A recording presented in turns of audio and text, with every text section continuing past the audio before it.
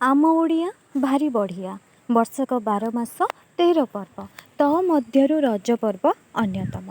एही ओडिशा माटी बहु पर्वपर्वाणी पालित होइथाए जहाँ ओडिशार बासिंदा मानकु बहु आनंद और उल्लासित करिथाए। ता मध्यरु रज पर्व टिके नियारा वर्षकरे थरे आसीथाए एही रज।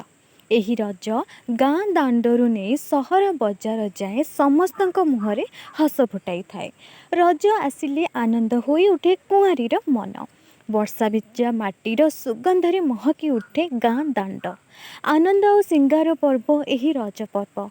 जून मास मध्य भाग अर्थात ज्येष्ठ मासर अंत और आषाढ़ मासर प्रारंभरे पालित होइथाए रज पर्व। मुख्यतः 5 दिन धरी एही रज पर्व पालित होइथाए यथा पहिली रज, रज संक्रांति, भूमि दहन, बसुमती स्नान और सजबाज। केही केही 3 दिन मध्य रज पालन करिथांती। हिंदू समाजर विश्वास को नहीं कुआरी माने रज संक्रांति बा मिथुन संक्रांति रे पादरे कदली पाटुआ व्यवहार करी धरित्री माँ को जंत्रणा न देई सम्मान देइथांती। रज संक्रांति ठारू आरंभ होइथाए वर्षा ऋतु एवं भूमि शस्य उत्पादन निमंते उपयोगी होइथाए। मिथुन संक्रांति पूर्व दिन को पहली रज पूर्व दिन को रज सजबाज, द्वितीय दिन को रज संक्रांति और तृतीय दिन को भूमि दहन। एही दिन मानकरे झियो माने कौनसी कार्य करि न थांती।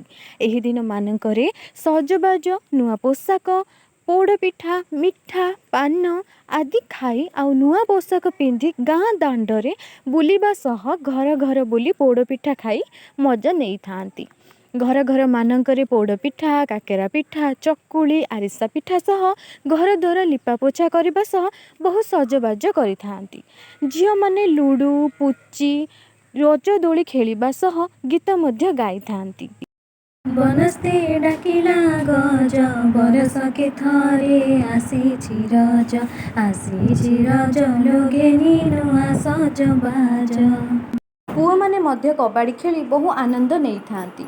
4 दिन पर पंचम दिन बड़ी भोर उठी बसुमती स्नान करिथांती घरर माँ माने। शेष विदाय दे जाए रज पर्व आउ कथा दे जे पुणी आसीबा पाई।